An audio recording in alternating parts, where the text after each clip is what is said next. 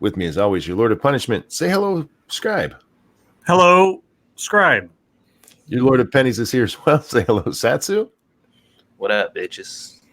And your Lord of Lawyering. Say hi, P-Dog.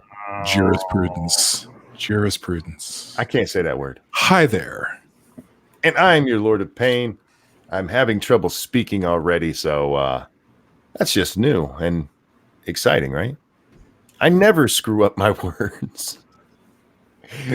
How is everybody tonight? How you doing, Scribbles? That's it. Fair enough. And P-Dog, man, how you been? I've been well. Although we did have a family issue recently, but we're getting through it and having a better week this week. Sweet. And Satsu? What? How you doing, man? Oh, I'm good. Taking care of the little one. We went to the pediatrician today, and she's looking good, in good shape, and impressing all the doctors that she meets because she's so well behaved. Aw. I love her so much. She's a cutie. She is indeed. See, I'm having a day. So I went to sleep right after the show last night. Slept till about 4 o'clock in the morning. Good. And then I was up and did my morning show and went back to sleep at about 11 and woke up at about 4 o'clock. Apparently, I have a new schedule. I sleep from 11 to 4 and then just do things. But I'm well rested, so for the moment. I do apologize to anybody who was looking for a game stream. I know I said I would do one, but the day's not over yet. So I feel bad. I've said like 3 times now, I'm going to do a game stream. And then I stop the stream or whatever I'm doing, and I get so damn tired. I'm like, yeah, I'm going to go sleep. I'll do it when I wake up. And then I wake up, and there's no time for it. Damn it. So you're up to 3 lies and 2 apologies. No, I have 3 apologies now. Oh, I'll keep it. That was my 3rd apology, right? Oh, so you're a video game company, not a politician. Indeed. Oh, no, because they don't necessarily apologize correctly either. I am sorry that I haven't done it like I said I would. That's just straight and to the point, right? There you go. Well, that's real. Yeah, see, I didn't even need my lawyer dog for that one. By the way, guys, this is Lawyer Dog, P-Dog Knight. If you're not aware of him and what he does, his link is in the description. Make sure you check out his channel. He does a morning show at 10 a.m. I always want to say p.m. because that's what I say all the damn time. 10 a.m. Eastern time over on his channel. The Morning Night. Do I have it right? The Morning Night Live, Monday through Friday, at 10 a.m. Eastern, 9 o'clock Central, 2 p.m. GMT. Yeah, I never remember the name. I just want to say it's P-Dog Show. It's the P-Dog Show. It's the Morning Night, night live, because it's live. Yeah, I'm never going to remember that shit. I don't remember my name sometimes. And that's true. By the way, Scribbles, it's not that I forgot your name. Yeah, this ought to be good. No, I was doing it, and for some reason, P-Dog's name jumped in my head. And like, no, not P-Dog. Scribe. Get through Scribe before you move on to P-Dog. So I apologize for that. Aren't they right there on the screen? Yeah, I mean, you've got a giant cheat sheet in front of you, and you can't remember who I am. You got P-Dog on the brain. I see how it is. I'll just go in the corner. You can't do that because after I do this, Monkey Dick, Jim Jones, movies, video games, hit that like button, guys, and share our stuff far and wide to your friends, your family, that bitch you hate, everybody you know. Tell your teacher to come watch. She'll be like, oh, he's getting extra credit now, unless you're a girl. After that, Scribbles, I need you for, do we have news? Too late. I'm in the corner. Well, you're loud enough that we can hear it from there. I got to roll back to my desk. Okay. Well, you want to talk citizenship? Yes, I do, because I want to address this story. I kind of got that from reading the title of the show, which is something you apparently can't do by looking at the screen of your own guests. So, anyway, He is hurt. This reporting, I'm hurting in a couple of places right now. This reporting from CNN required 3 reporters. I just want to predicate my reading of this because I'm dying to know how well written it is. So Priscilla Alvarez, Geneva Sands, and Ryan Brown, which all sound like aliases of TV show characters. Citizenship will no longer be automatic for children of some U.S. military members living overseas. That's awfully specific. Well, oh. Do you know if that was the title when you first clicked on this? That's the title that it's been since I pulled it up an hour and a half ago. Okay, because see that's the kind of title that came out of the corrections from this. Most titles for this story, because they're all around the web today, is children born to U.S. soldiers won't be automatically citizens, which is entirely not correct. Well, let's see. Anyway, this is the version that I had in front of me. The Trump administration is making it more difficult for the children of some U.S. service members and U.S. government employees living abroad to automatically become U.S. citizens, according to a policy alert released Wednesday by U.S. Citizenship and Immigration Services. The rule appears to primarily affect the children of naturalized U.S. citizens serving in the armed forces who have not lived in the U.S. for a required period of time, a relatively small number, estimated to be approximately 100 annually, according to a Defense Department official. It does not impact anyone born in the United States. This is becoming less and less of a story as I read it. U.S. citizenship can be acquired a few ways, including being born in the country. That is the primary way, but yeah. Children born abroad can also acquire citizenship through their U.S. citizen parents, either at birth or before the age of 18. While the latest policy guidance doesn't make anyone ineligible for citizenship, it appears to narrow how children abroad can gain citizenship. Yeah, this is rapidly becoming less of an issue as I go by the sentences here. Mm-hmm. And that's how this story's gone since it broke, because this story first broke in the San Francisco Chronicle by a reporter named Tal Copan, who, where's the original tweet? Today, USCIS issued guidance that DHS no longer considers children of U.S. government employees and armed force members residing outside the United States as residing in the United States for purposes of acquiring citizenship. Right. And this sent everybody out there just losing their goddamn mind. And for the record, when I read the first story of this, I went and read the actual policy, and I'm like, I don't see what everybody's losing their shit about. As you said in just like a sentence or two ago, if the child is born to U.S. citizens, it's a citizen. But they keep saying born to, and there are ways that that could be an issue. But for the most part, if you're in the military and you have a baby overseas, that baby is a citizen. That hasn't changed. But if you read the original headline to this, you would not think that, would you? No. They made it sound the headline sounded as bad as it could possibly be.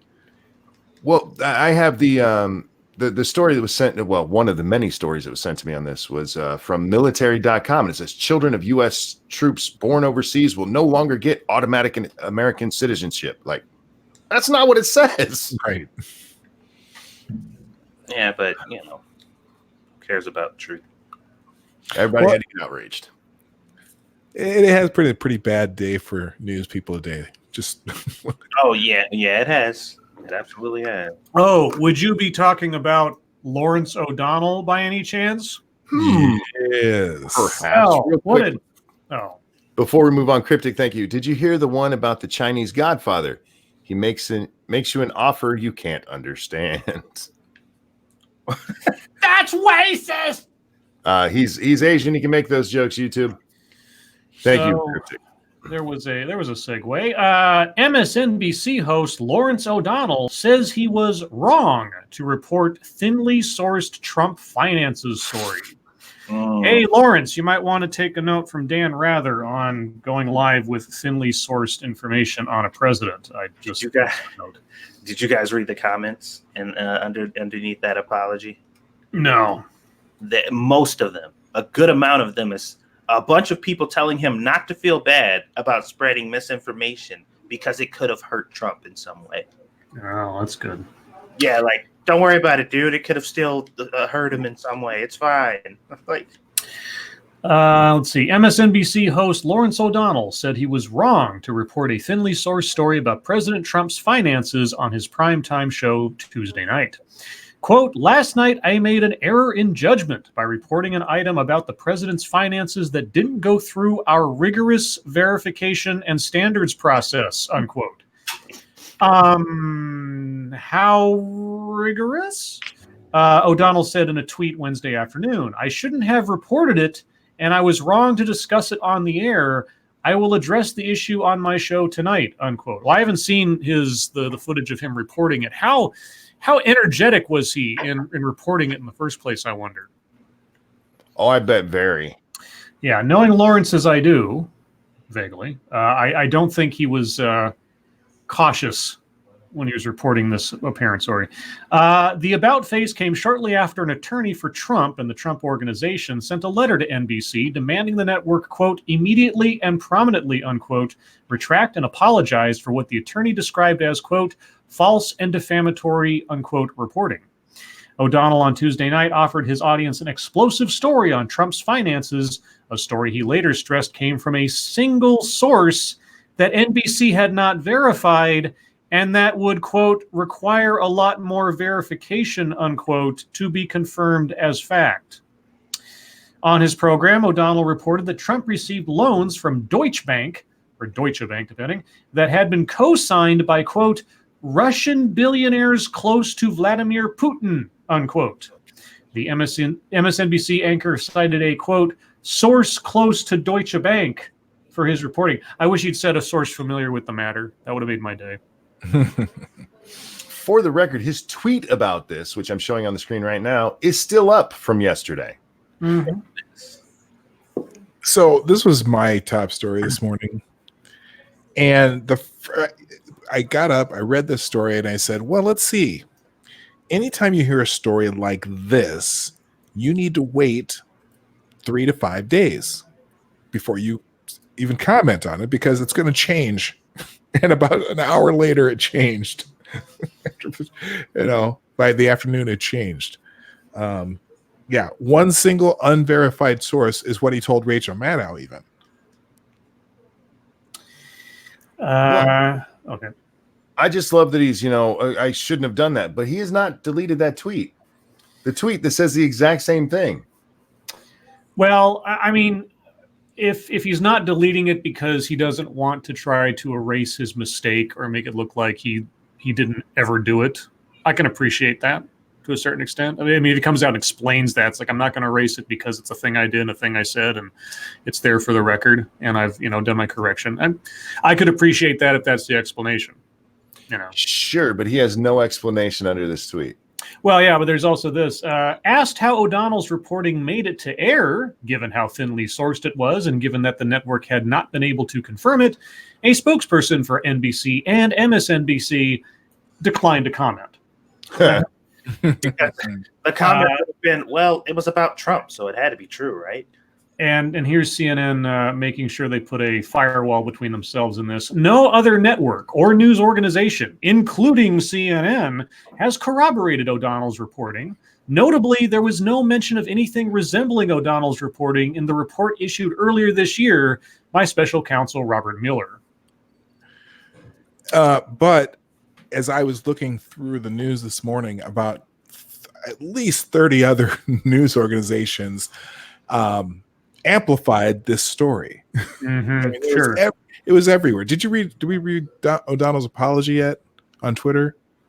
Oh, it's the same thing that Scribbles read that. Yeah, I just read out of the article. Yeah, that's what I thought. But yeah, everyone ran with this, and the Russian cosigner was trending. Because that's what I look at every day. What's trending, and it was just ridiculous. People were like, it was almost like they were jumping for joy. Gifs of people dancing in the streets and everything were all over the place. It was ridiculous. Well, it's so in context of the first two stories, this headline is interesting coming from CNN given the events of the day. And again, this story required 4 people to write. Jesus. Caitlin Collins, Kevin Liptak, Jeremy Diamond, and Dana Bash.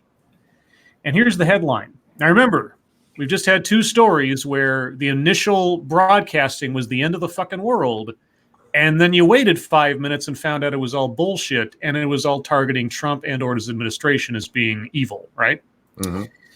A rattled Trump scrambles for victories ahead of election. Oh, God. Hold that thought one sec. Jenna, thank you so much. I hate the internet. YouTube, get your shit together. Was excited to listen, but I have to jump off for a bit. So have some ramen noodle money. P-Dog, go. You sound so proud. Don't know what that means, but thank you so much, Jenna. And, oh, God. Scribbles, could you read that headline one more time? Sure. A rattled Trump scrambles for victories ahead of election. Oh, God. All right. President Donald, now remember, 4 reporters, guys. 4 reporters. President Donald Trump has become increasingly rattled over the potential of an economic downturn and is spinning to find victories to sell to voters. He and his economic team, who are often at odds with one another, have been searching for ways to prevent market anxieties from spilling over into next year's presidential election, but have yet to agree on a solution. They have wavered between floating tax cuts to insisting they aren't considering tax cuts. They have feuded privately over which direction to take. They have contradicted each other publicly. And Trump has insisted it's the Federal Reserve's fault, while his own aides have admitted much of it is because of his trade war with China. Trump refuses to give up on the tactic, saying it would make him look weak. He's said similarly about the wall that his supporters will think he's weak if he doesn't get it built soon. Still, Trump flashed signs of optimism this week that the trade war could be resolved, saying he's received calls from Chinese officials saying they wanted to restart talks. Though Trump and Treasury Secretary Steven Mnuchin insisted there had been quote-unquote communication, aides privately conceded the phone calls Trump described didn't happen the way he said they did. Instead, 2 officials said Trump was eager to project optimism that might boost markets and conflated comments from China's vice premier with direct communication from the Chinese. So Trump continues to be Trump. Okay. Wait. He conflated comments from the Chinese vice premier with comments from China. Yeah, that's the one part there. I was like, and conflated comments from China's vice premier with direct. With direct communication. Okay, so he took something that somebody said separately and turned it into something where he was actually having a conversation with them. Okay, Cryptic, thank you so much. What type of pussy does a priest get? None. Thank you so much. Har. And what? Pussy? What? Priest? No. Yeah. Okay, so taking a step back, they're not wrong that Trump has tried to spin things more positively than reality might otherwise dictate. How is that any different from most politicians? I don't know. But at the same time, if you're not being realistic and you're saying things that happened that didn't actually happen, you're not actually helping anything. So, yeah, legit. Well, that's okay, because the news media tries to spin everything to be extremely worse than they really are. If I've never heard the word recession so many times in the last couple of days, ever. Well, they've been cheering it on practically. I mean, they've almost been taking sort of like a sort of stoic version of Bill Maher's cheerleading from a couple of weeks back when he was like, "Oh, I want a recession in order to be worth it, et cetera, et cetera." It's their one thing that they can't beat him on right now. So talk it up. It up. There's people who actually think we're in a recession. Well, I mean, half the time recession is brought on by self-fulfilling prophecies. Indeed. I mean, like everybody. I mean, the market is emotion. The market is a reflection of people's confidence day to day, moment to moment on anything. And if anybody loses confidence and it spreads like wildfire, then you actually end up with what you feared would happen. So, yeah, I'm glad you used the term cheered on. That's how it seems to me. It seems like they're rooting for recession. If it comes, it comes. But man, it does seem like, hey, please bring. We need that recession. Well, I don't know. I think we're past the. It seems like it. Fair enough. Yeah, they keep drilling in on it so much that I mean they're trying. I mean, it's economic fear mongering. but it's being done as journalism and or just saying, oh, Trump doesn't know what he's doing. Now, that may be true, but you're not helping anything by just saying, oh, well, obviously everything's going for a downturn. I mean, every time that the numbers came, the jobs numbers came out over the last several months, if the jobs numbers were anything lower than expected, you saw article after article, oh my God, downturn in the economy. And then the next month they'd be up higher than expected. And it's almost like, gosh, it's almost like these things fluctuate month to month, and it's not like a steady stream that you have to account on. But now it's like, well, now things are lining up. The trade war is going badly. We had this one indicator from wherever that said that's never failed in saying there's a recession coming sometime in the next 18 to 24 months. So obviously things are going towards hell in a handbasket already. Now, that all being said, being pragmatic, yeah, if people are starting to believe it, then something needs to be done to correct things and put some confidence back in the market. I don't know what that is. I'm not an economist, but whether it's true or not, it's becoming manifestly true as time goes on. Or at least that's what they're trying to accomplish. Yeah, but also in the realm of I don't know, journalism and integrity and that kind of thing. This came out a few minutes ago, which is a short little article, but interesting. Beto O'Rourke campaign ejects Breitbart reporter from speech. You know why he did this? I read the thing well, never about mind then. Just stop spoiling it. Okay. Beto O'Rourke campaign says it ejected a Breitbart news reporter from an event at a South Carolina college because it wanted to ensure that students felt, quote, comfortable and safe, unquote. Oh, that's different than what they said earlier. Oh, unless they've changed it. Joel Pollack, the conservative website's senior editor-at-large, said a Benedict College campus police officer asked him to leave the site of a speech Tuesday by the Democratic presidential candidate. Pollack wrote on Breitbart that a campaign staff member told him he was being ejected because he'd been disruptive at past events. O'Rourke spokeswoman, I don't know how to say this name, Allegra Cavalier, I guess, on Wednesday said Breitbart walks the line between being news and a perpetrator of hate speech. She said given Pollack's, quote, previous hateful reporting, unquote, and the sensitivity of the topics being discussed with black students, the campaign asked him to leave. I don't know what all that refers to, but that's what it says. Do you guys know anything about Joel Pollack? Because I do. The name sounds vaguely familiar, but I don't know. Joel Pollack is an Orthodox Jew who's married to a black woman who's in the military. That almost sounds like the lead up to a joke or something. Nope, he is. That's Joel Pollack. He's a Breitbart reporter, but and he was asking some tough questions at the time, and they didn't like it. Yeah, the part, because the title there said, for the students. No, the only thing I'd seen before was that he'd been disruptive in other places, which is. No. Well, now that I've refreshed the page, the article's about half as much longer because they've updated it since then. Oh. Let's see. Cavalier did not immediately outline what work from Pollack the campaign had found objectionable or whether this was a one-time action that would apply to Breitbart personnel in the future.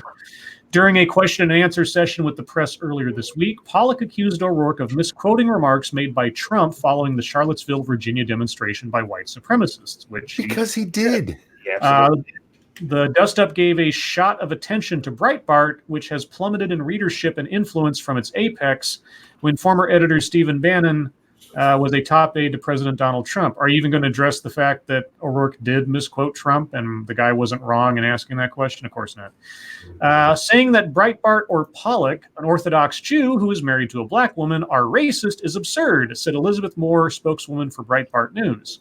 Quote, the irony of Mr. O'Rourke, who has stated that he is the beneficiary of white privilege, purporting to decide for black students who should be banned from events are open to the press or what they should feel, is not lost on us, Moore said. So there you go. Yeah. Did they have the update to that story yet? That was the update. I just refreshed. That's the latest as of right now from the AP. Oh, okay, because they are no longer going to remove him from events. Oh, they changed that now? Okay. Yeah, as of 5:30. Robert Francis Beto O'Rourke's 2020 campaign under heavy fire for ejecting Breitbart News senior editor at large Joel Pollack from an event on Tuesday has confirmed it will not remove Breitbart News reporters from the candidate's future events, according to CNN. Well, look, when he was questioning Beto about that, he pointed out rightly that Beto was lying about President Trump. Mm-hmm. You don't have to like Trump. There's plenty you can say about him, but he was flat out lying about him. And yeah, they didn't like that. They didn't like Beto being corrected. Well, that's what Magic Dirt is for. Well, that's all the stories that I had pulled up as far as the wonderful world of news, unless something else. Oh, I guess there is one other thing. There's kind of a hurricane headed somewhere. Dorian is just past what's it called? Puerto Rico. Yeah. And it's on its way to Florida. Yeah. Let's see. Dorian could grow to a Category 3 hurricane and pummel the U.S. mainland on Labor Day weekend. Once Hurricane Dorian is done thrashing Puerto Rico, southeastern U.S. states could get walloped on Labor Day weekend.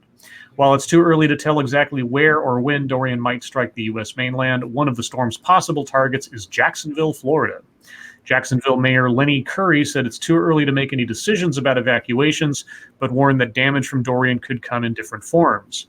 Quote, will it be the wind? Will it be flooding? Will it be down power lines? Curry said. The impacts are unpredictable. Yes. Let's see. The worst could be over for Puerto Rico. The eye of Hurricane Dorian is moving away from Puerto Rico, but it may be intensifying as it pushes into the Atlantic, according to satellite and radar images. Hurricane force winds have not been reported in Puerto Rico as they have been in the U.S. Virgin Islands.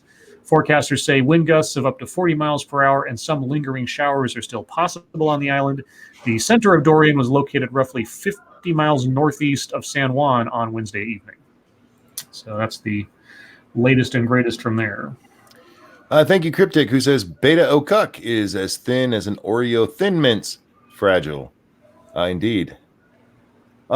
There was one quick story to cover that I had. I don't have an actual story in front of me, but Kirsten Gillibrand dropped out of the race for president today. That's right. And as of midnight tonight, we will know who is in the. And we already know, but who's in the debates? Only 10 candidates qualified. Tulsi Gabbard did not. Oh. And people are fucking like. There are people like bathing in this shit, like especially the Kamala Harris group. Oh man, yeah, they're fucking loving it. Yeah, they're all. That's what you get for lying about Kamala. What was the lie? You notice Kamala when Gabbard came out with that with her accusations against her, she didn't come out and say that's not true. That was not her answer to that. Nope. That's not true, because it was absolutely fucking true. But yeah, it really does look like there might have been some Democrat fucketry at play again. But we can get to that. Well, I mean, okay.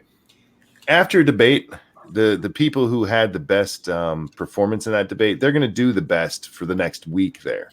Just about the next week. And in that time, the DNC had one qualifying poll. One. Good job, DNC. Way to keep your headliners in place.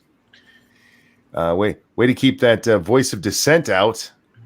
But yeah, so 10 of them have qualified, and at least it'll be it's not going to be any better because it's still going to be 10 of these fuckers on stage at one time.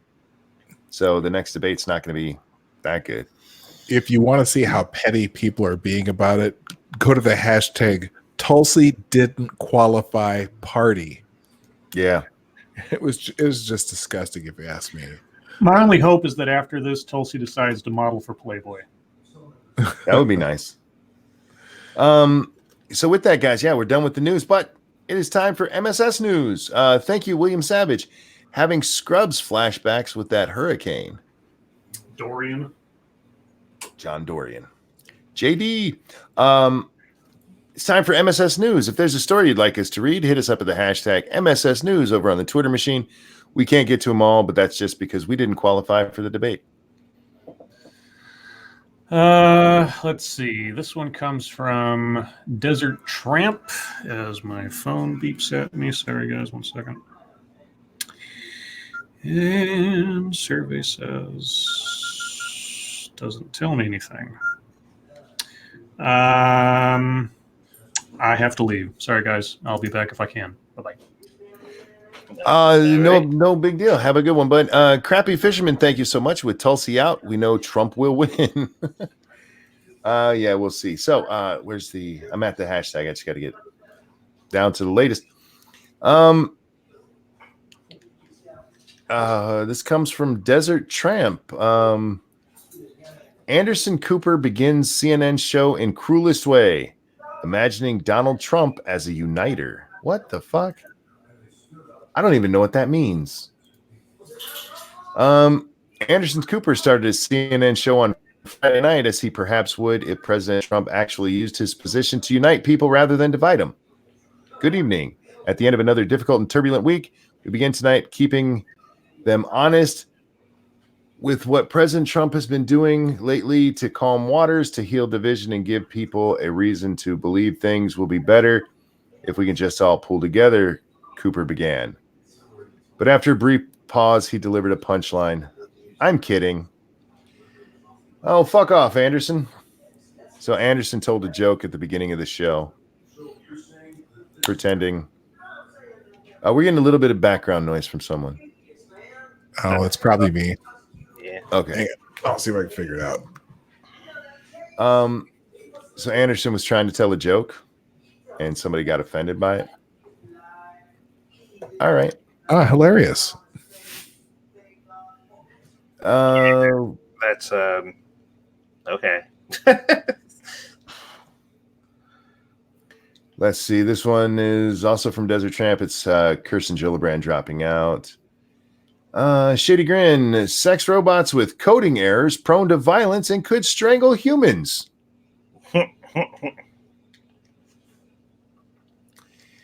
Sex robots plagued with coding errors could be prone to violence, including strangling, an expert has warned.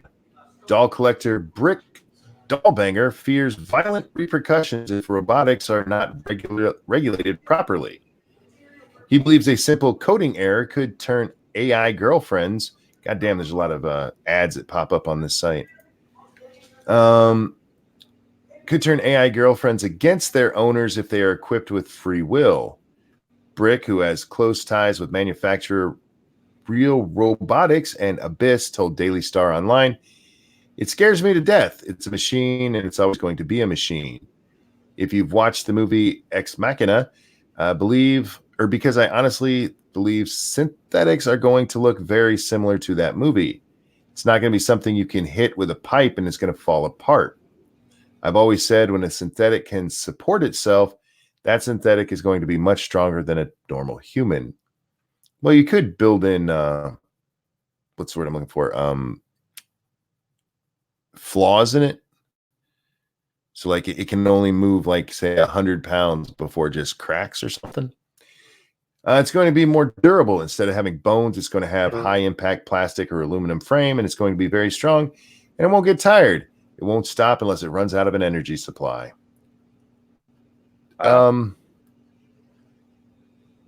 That was confusing. How about this? I'm just going to throw this out there. Get yourself a sex doll that doesn't move on its own, because that's kind of creepy. Even when the same P-Dog, we can hear the TV in the background. All right, I'll fix that. Yeah, I hear something a little bit. It wasn't too much, but one, this isn't something that's happened yet. This is just something they're worried about, that the doll might, I don't know, become self-aware and be like, "Eddie, what have you done for me lately?" Been hanging around them American women too much. But a coding error could make it go crazy and grab you by the neck and kill you. Get a fleshlight, you weird fucks. Seriously. Just go get a fleshlight. What's wrong with that? Okay, you guys realize you're just jacking off, right? You're not actually having sex. You're fucking a doll. Go get a teddy bear and cut into it, and you know what? It'll never choke you to death. Peterbilt says, sounds like a rich guy problem, right? Too much technology. Too much technology. Excuse me 1 second. Let's see what's up next. We have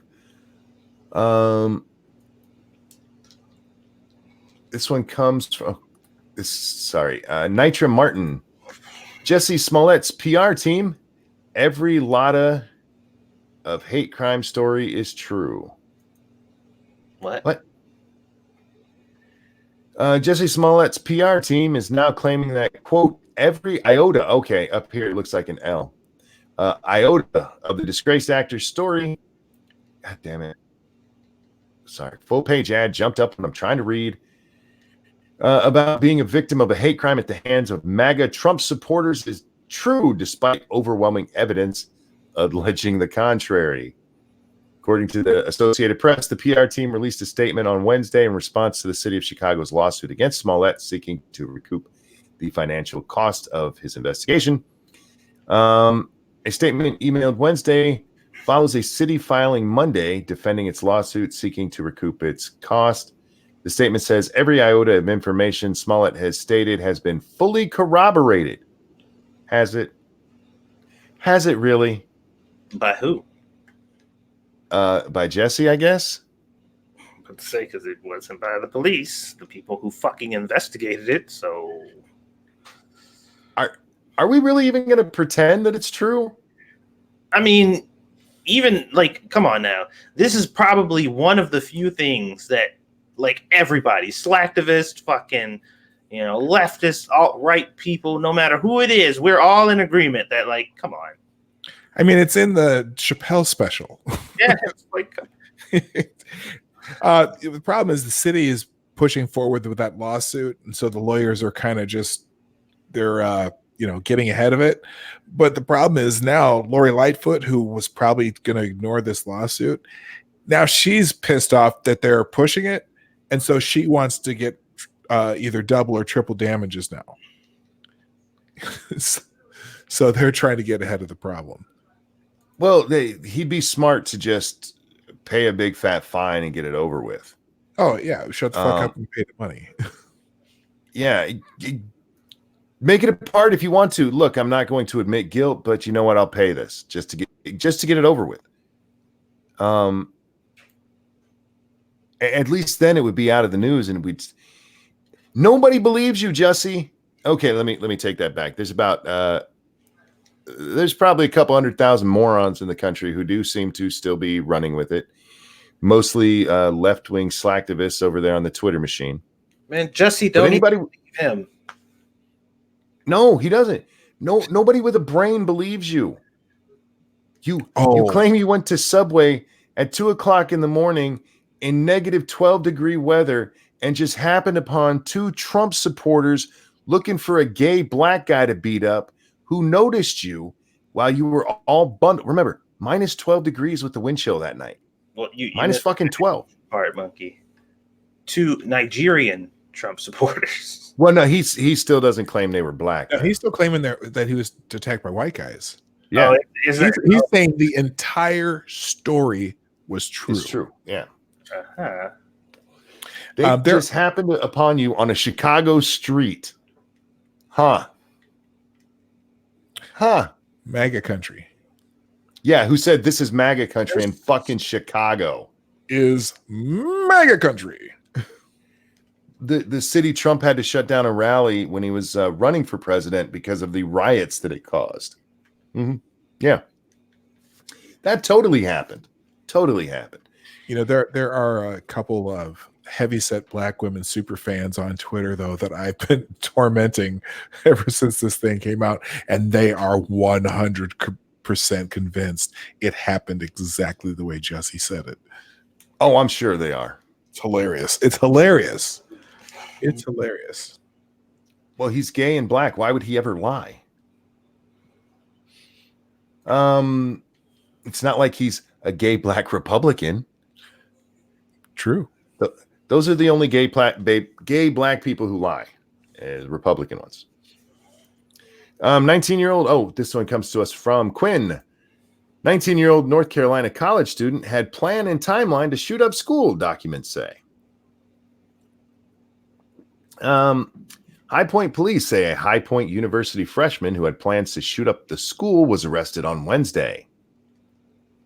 Paul Steber, 19, of Boston, Massachusetts, admitted to officers he was planning a school shooting, documents state. Oh, well, I'm glad they got his ass.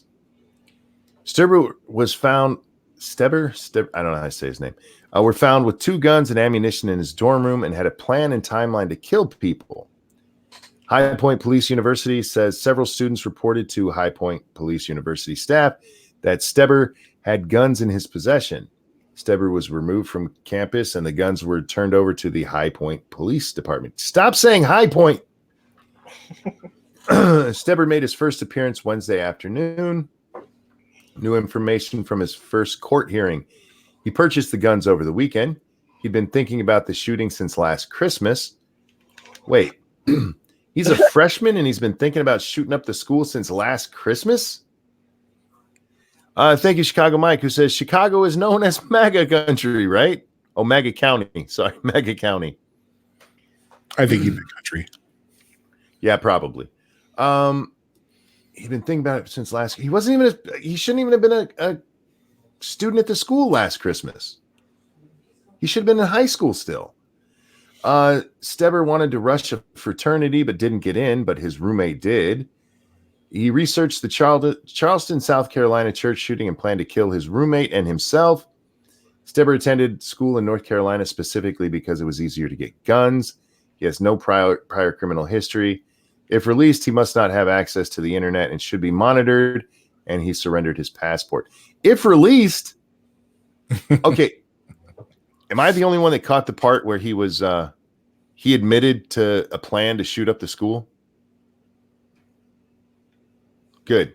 Don't release this motherfucker until you've made sure he's stable.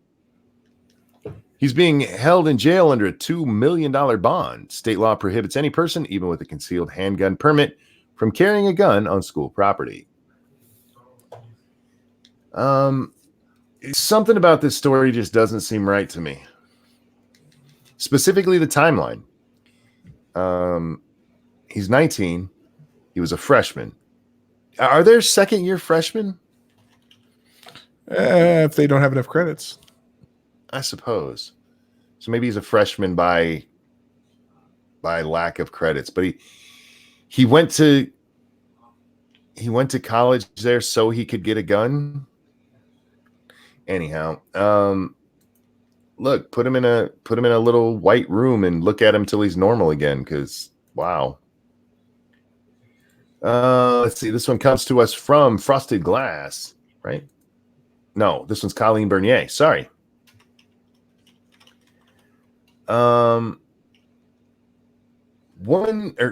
Male victim says woman crushed 2 beers, proceeded to, quote, Stone Cold Steve Austin my ass. A woman arrested for domestic... Welcome back.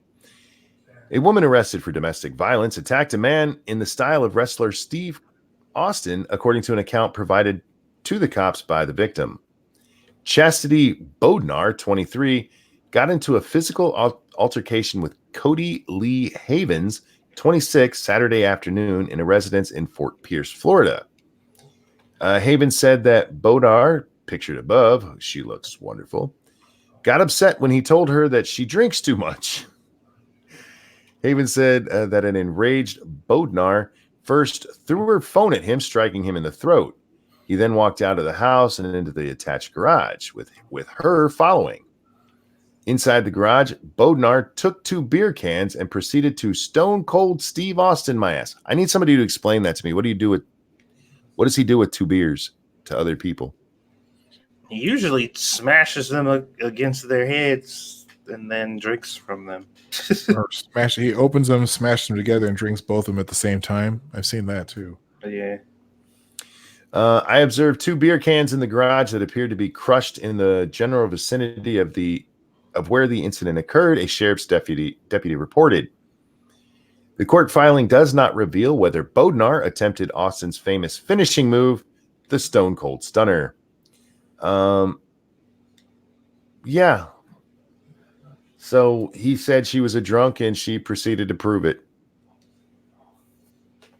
So he just yes. I don't put your dick in crazy, guys. Speaking of putting your dick in things, did you happen to see this thing I sent to you a while back? I'm sharing the screen right now. Did you already see this? Oh, yeah, I saw that. Okay. I can't put that on screen. You'll get Why me in not? trouble. Because that's a sex toy. It's not real. Okay, never mind. It's not real. Well, it's a toy. It's not real. Like it's not a. Okay, never mind. I'll stop shit. I was waiting for this explanation. Well, I'm curious about the explanation. It's a jellyfish. The poor jellyfish didn't make it out of the ocean because it got caught in a plastic cup. That is not a jellyfish. It's a jellyfish. It's not a jellyfish. It's a jellyfish. It says right here, I was at the beach with my niece this morning and came across a dead jellyfish stuck in a plastic drinking cup. It's a jellyfish. I'm not talking to you anymore. What is this one? Rotten Tomatoes latest class. Okay, let's see. Frosted Glass. This one comes from him. Oh, the Mary Sue. Frosted. You can't see it, but I'm giving you the finger. Rotten Tomatoes latest class of approved critics is 55% female. A huge step for inclusion. Isn't that overrepresentation? Yeah, by about 3% at least. Film critics, like every other aspect of the industry, tends to be dominated by cis-het white men.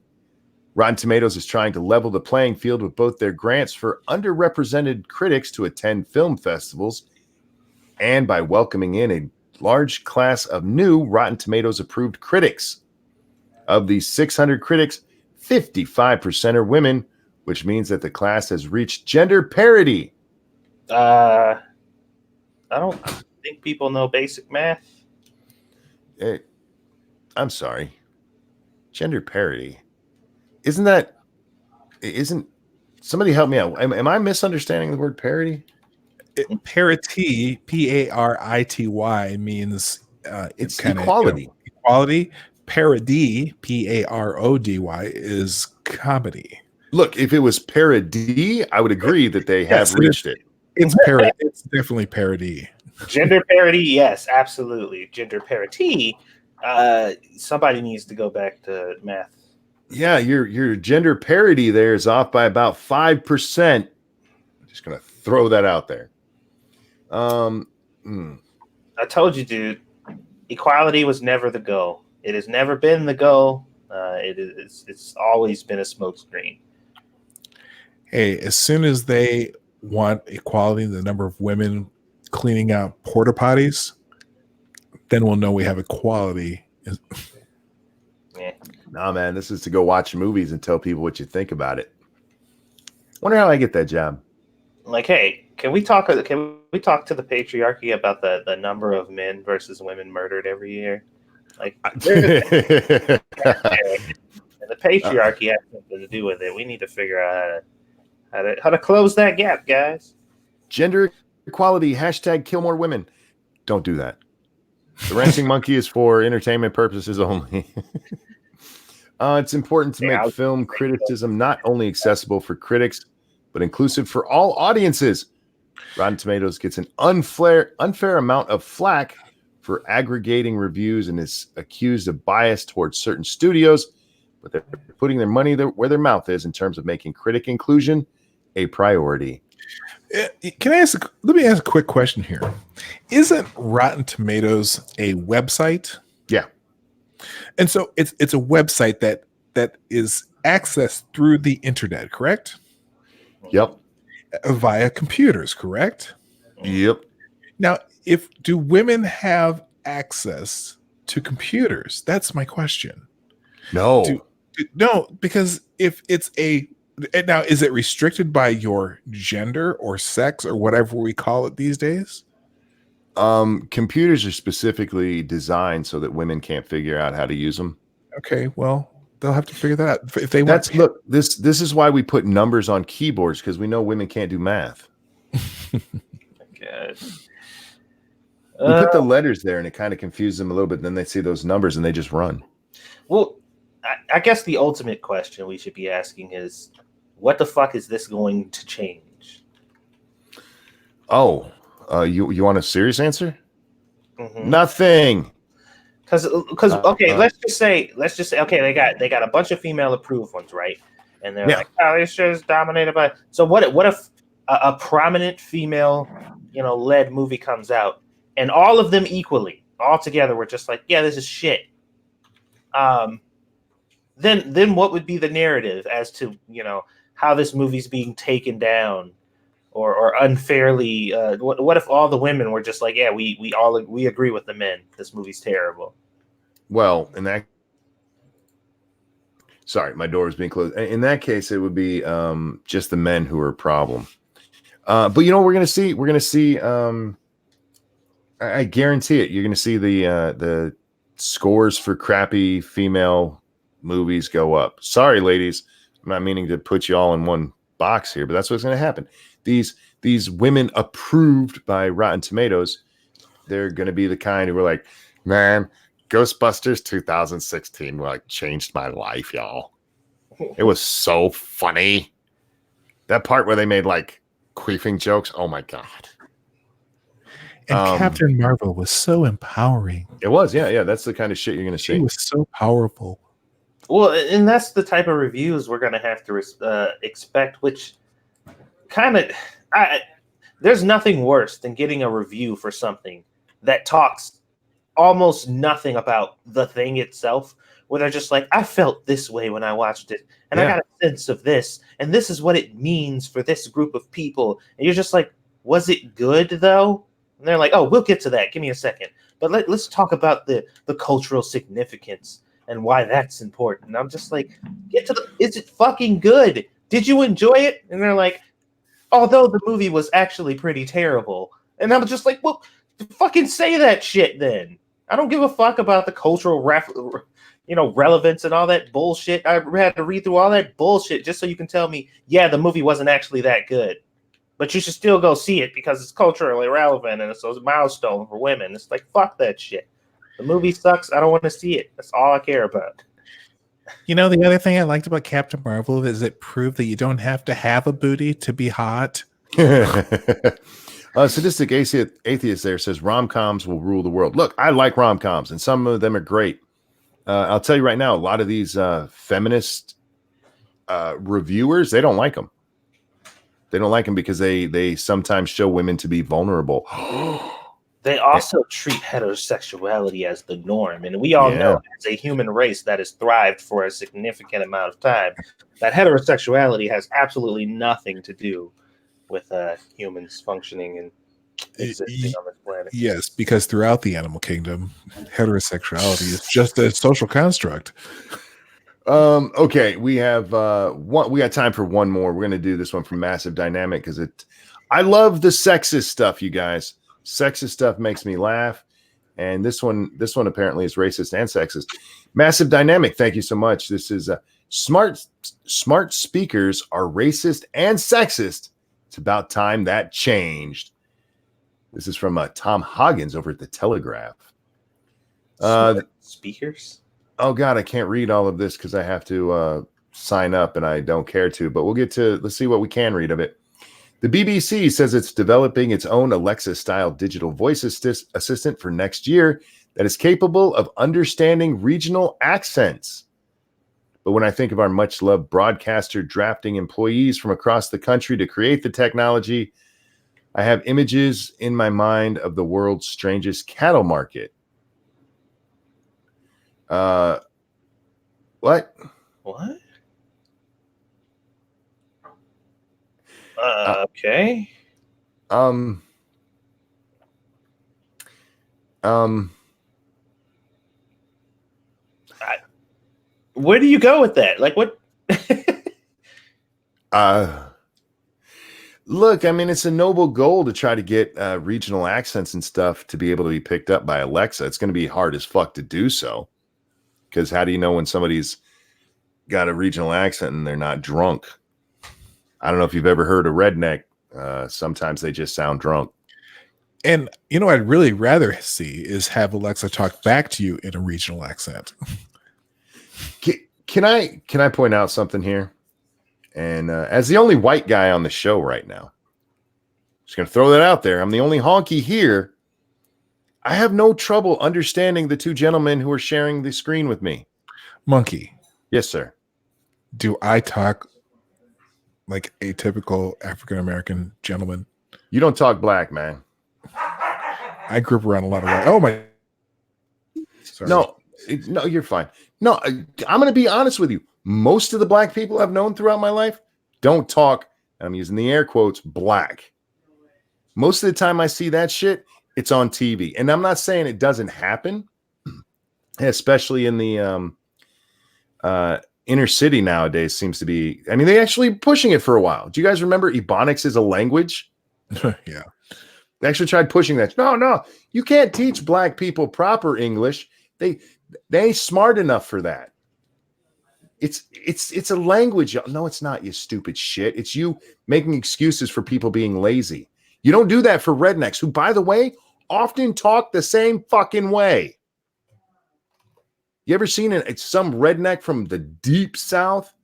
You can't tell what the fuck they're saying. Like, dude, can you give that to me in English? Sorry, this is another one of those things that just pisses me off. It's another one of those low expectations. No, black people can't talk right. But I appreciate both of you putting on a white accent for me so that I can understand. Yeah, I'm just, I'm trying to keep it real for you. I appreciate that. I appreciate it. Fuck, man. Thank you. I appreciate your attempts at Honkanese. You do very well at it. I mean, we all speak fucking English, but anyhow.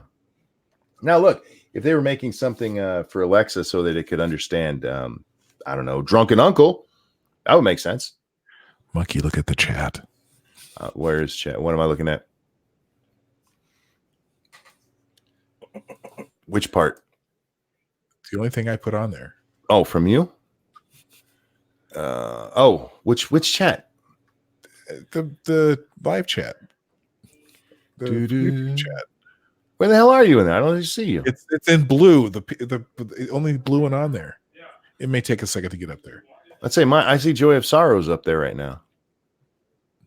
It's the only blue I see. Oh, it hasn't popped up on yours yet. It takes some time to get chats from people. Chat, yeah, it's Don't worry. horrifically slow. Anyhow, guys, with that, we're gonna wrap up MSS News and we're gonna move on to the YouTube's time. And yes, you're right, Lion Patriot. We speak American English because the English didn't do it right. We had to fix that shit. Because, man, they did some weird. They put U's in all kinds of shit. Yeah, lots of nobody. Your stuff. It's not coming up, P-Dog. I don't know what you said. No Did you type Ranting Monkey in there? It may never come up. Throwing that out there. That's possible. But with that, yeah, it's YouTube time. Satsu, what you did today? I didn't do anything. I went to the pharmacy. Not the pharmacy. I went to the pediatrician with Sweetest to get her checked out and to get her appointment set up for the future. And that went well.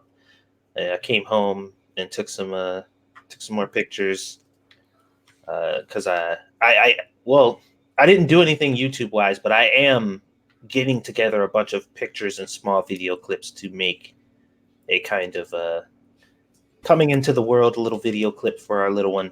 So that's like in the process. I haven't done, like I said, I haven't done anything with any of that stuff, but I am getting a bit of footage and clips and stuff. So you guys will see that when that starts to come out. I'm actually thinking about having somebody make it for me, because I know of a particular person who's really good at making compilation videos, or I can't remember exactly what they're called specifically, but so I was looking into that. I did a lot of Amazon shopping yesterday and bought a bunch of shit to both get my cooking Fam 2 Cents channel and vlogging stuff up to par, which will be nice. And once I get that stuff here, which it should be coming tomorrow, I'm going to try to really crack down on getting some very consistent content out for you guys for Fam 2 Cents specifically. So be on the lookout for that. A lot of Squeedus related stuff, and a lot more cooking. So, because that's where I'm placing my focus for the time being. So be on the lookout for that. But outside of that, you guys might not see any real content from me for a little bit, because I'm still trying to get everything together. So fair enough. Yeah, you got to get cracking on that cooking channel. Susan Wojcicki called out 3 cooking channels in her message to us just the other day. She don't care about the rest of us, man, but if you got a cooking channel, she likes you. P-Dog, what you been up to, man?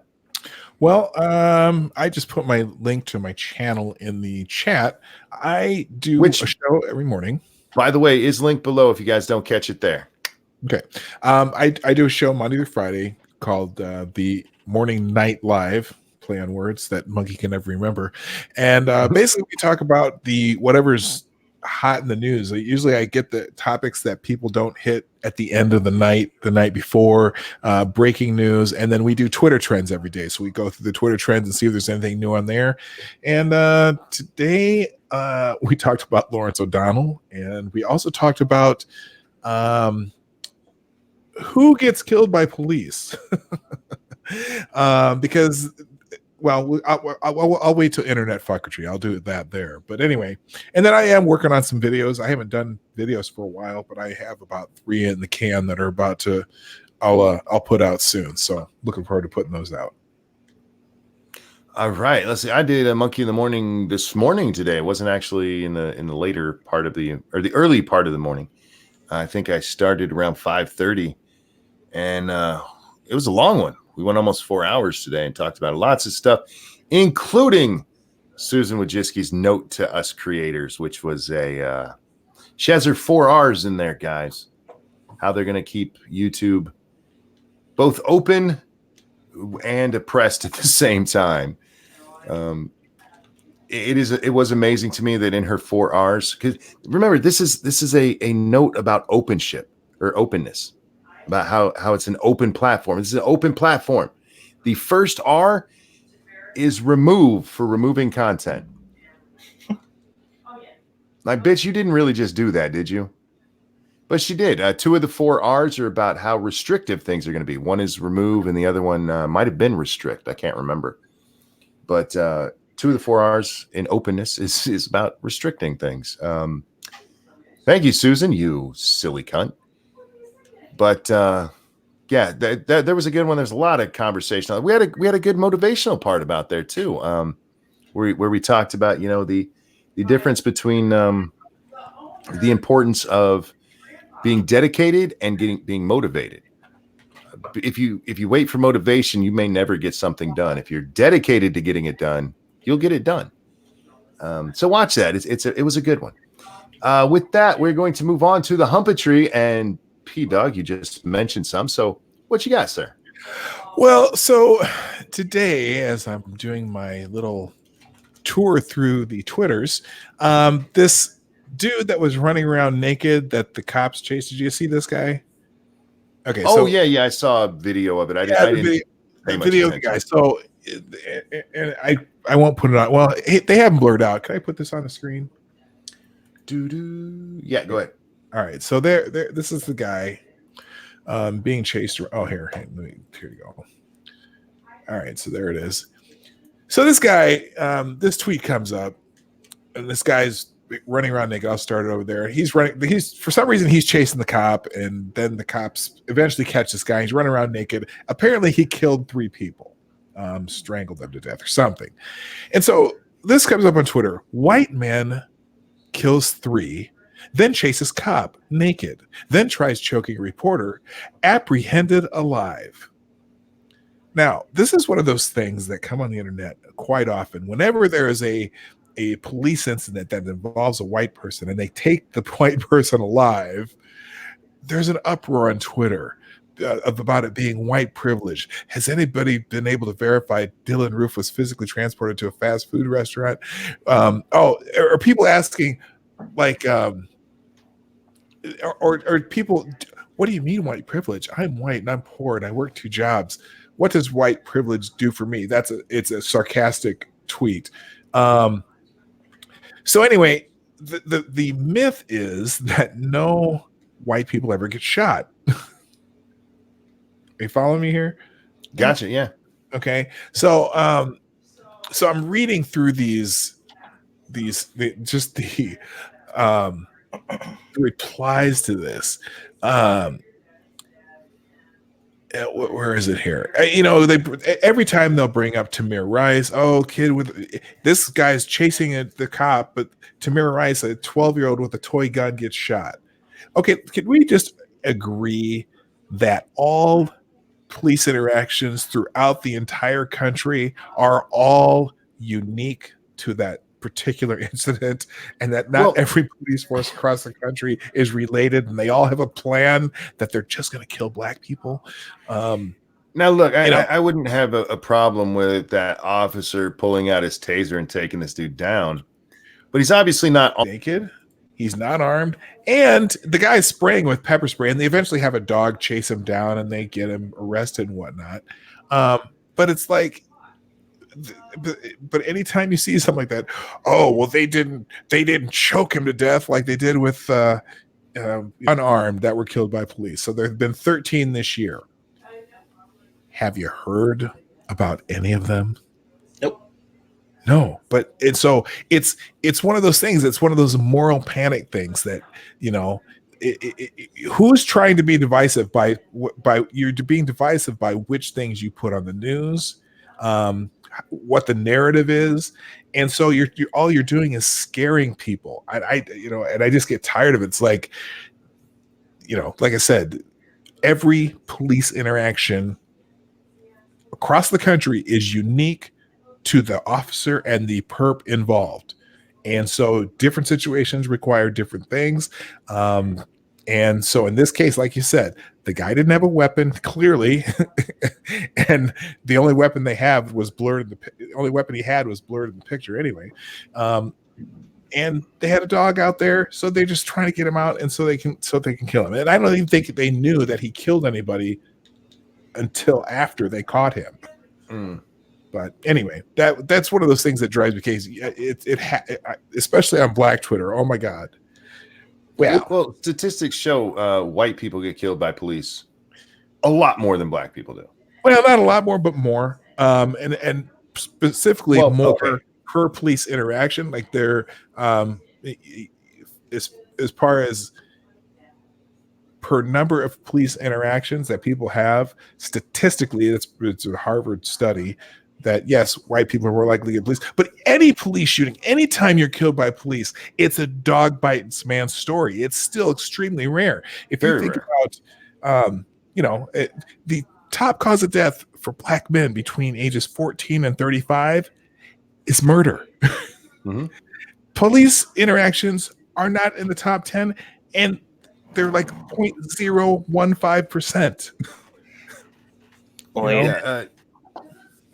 We've talked about many of these things lately where it's like, especially with mass shootings, your chance of actually being in a mass shooting is so ridiculously small that if you live your life worried that if you go outside, you're going to be part of a mass shooting, you're going to miss out on everything because you're a moron.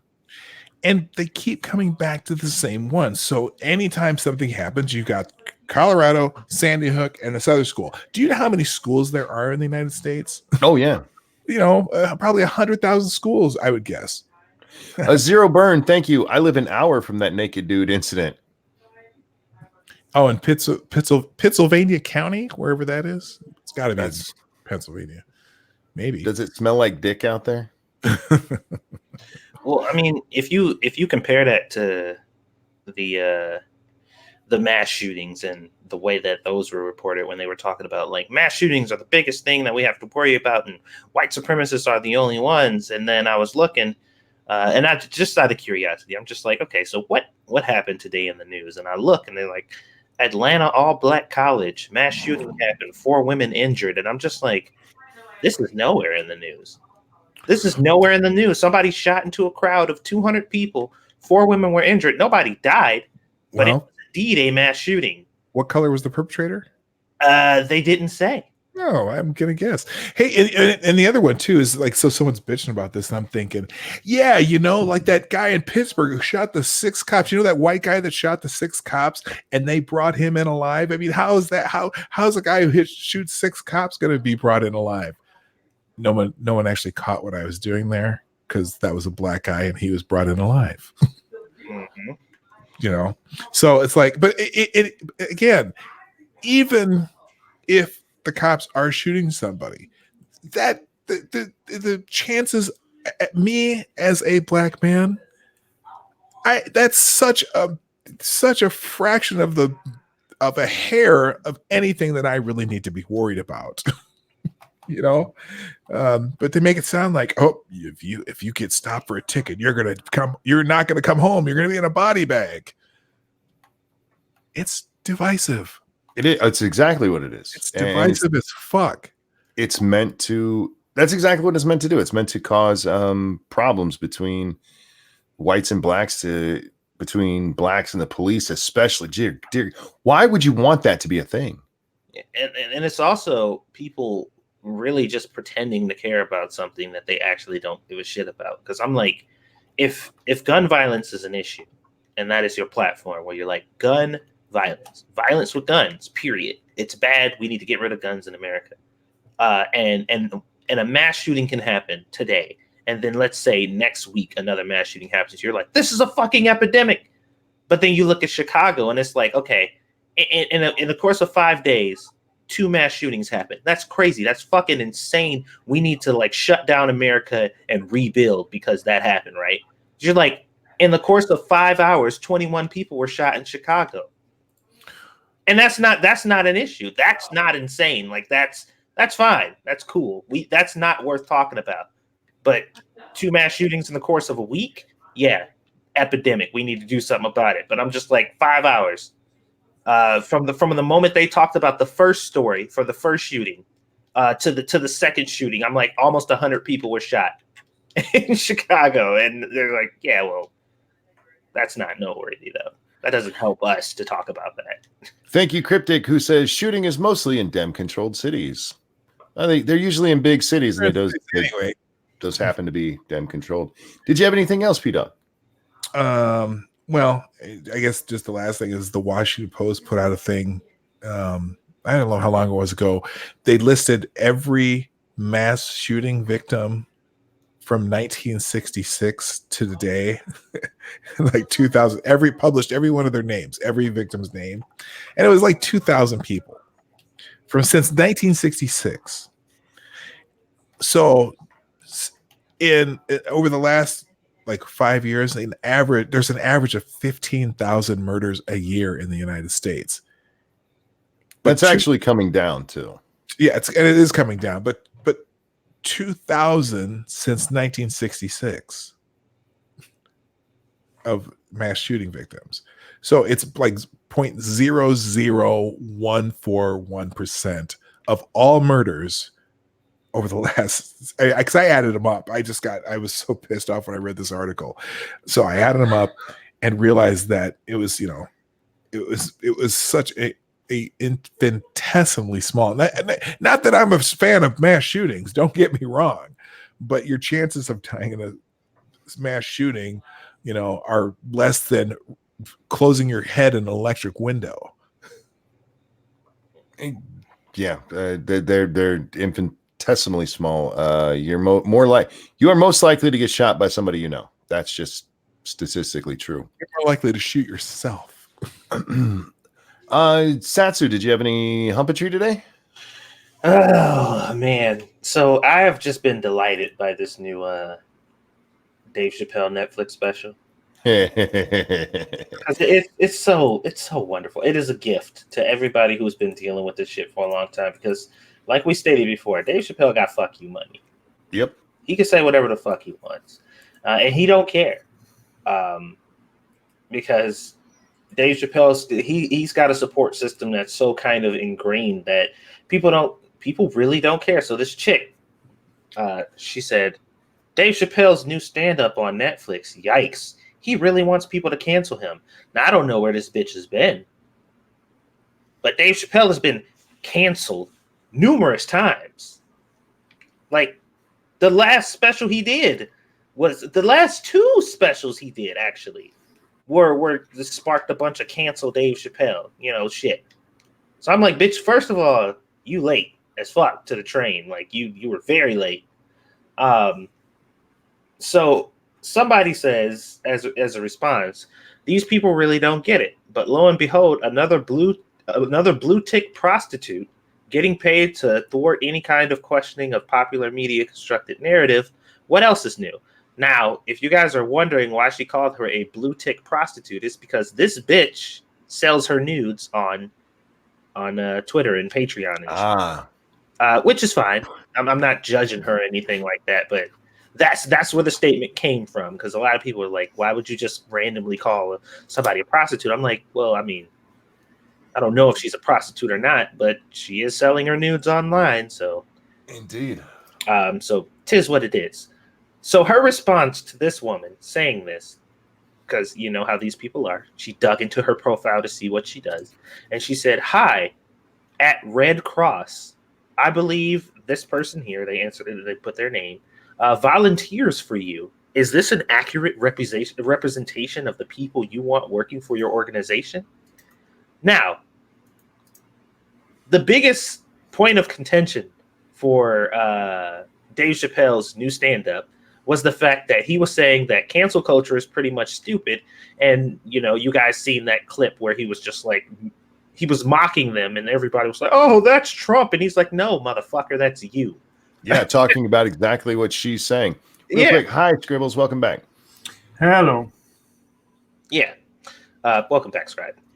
And to answer how ridiculous Dave Chappelle is and how and I guess how ludicrous his claims are that, cancel culture is a problem, she attempts to not only cancel Dave Chappelle for criticizing cancel culture, but also try to get a volunteer fired from the Red Cross. And I'm just like, this bitch just tried to get a volunteer fired from the Red Cross. Like, a person who spends their time, like, volunteering. They're not hired by them. They don't work for the company. They just volunteer. And they do it out of the kindness of their heart because they don't have to do it. And you're like, I would rather get this person not to help these people who clearly need help because they're doing it out of the kindness of their heart because they like Dave Chappelle and I don't. Thank you, Snub Earth. You told me to remind you, Monkey, about Vancouver Women's Shelter. Yeah, I saw the story. It got vandalized by some. Well, it looks like it was vandalized by trans people. Yeah, I'm surprised. Well, we'll see over the coming weeks. Dave get it for a whole bunch more. There's a lot of stuff he said in there that's going to piss off a lot of people. I think at this point, a lot of folks have only paid attention to that first clip without actually seeing, like when he goes into his stance on abortion. That's going to piss some women off. Oh, I've been reading about that on Twitter all day too. Well, wear a condom. Did you have any more, Satsu? There was definitely something else. God damn it, where'd it go? Oh, there was somebody who put up a post saying cancel culture is a good thing, and they typed it like 8 times because The more times you type it, the more true it becomes. And my response to that was, until it happens to someone I like, then it's deplatforming and silencing, because you guys know how that works. And this was actually a part of the whole, Dave Chappelle skit, because this actually pissed quite a few people off. Like, a lot of people are kind of calling him a snowflake for it. They're like, "Why are you being a little whiny bitch, a little snowflake, complaining about the fact that you can't joke about shit or whatever?" And I'm just like, I don't think that's necessarily what's going on here. I think he's just calling y'all out for being fucking full of shit and subscribing to this cancel culture that you would not be supporting if it was somebody you cared about or liked. But now all of a sudden you're on the train. Thank you, Cryptic, who says cancer culture is never a good thing. Cancer culture. And let me see. He punched everybody. Oh, yeah. And you. I gotta watch the whole thing because I've only seen I've seen a decent amount of clips or whatever, but I need to go watch the entire thing so I can see it all in context. Oh, and the last thing I saw was this dude at the gym. It's just a clip of some dude at the gym, and he's like running on the fucking, what do you call those, ellipticals or whatever? Is that what they're called? And the little screens on it, and he's just like running on it, and he has two middle fingers up to a screen of Trump. Because I'm assuming like that's his motivation, that's what keeps him going. And I'm just like, I mean, more power to you, homie. I mean, it's a little unhealthy that in order to work out and lose weight, you need a picture of Trump that you can fucking flip off so you can keep yourself motivated. And I'm like, you know what? It is what it is. Lose that weight, man. I support you. That's pretty sad. But yeah, that is my fucking tree. Alrighty, and Scribbles, you got any?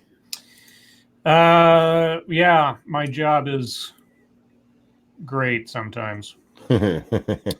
Let's see. So there was a tweet from the New York Times today that said this: 10 years since the rise of the Tea Party, the policy ideas that animated the movement have been largely abandoned by Republicans under President Trump. Trillion-dollar deficits are back and on track to keep growing. What remains is politics full of anger. And I said, so Tea Party ideas are now a welcome notion as compared to Trump? This wouldn't be a sidewise endorsement of Joe Walsh now, would it? I didn't know how to interpret that thing. It's like, what are you trying to say, New York Times? I think you hit the nail right on the head. That was a perfect response.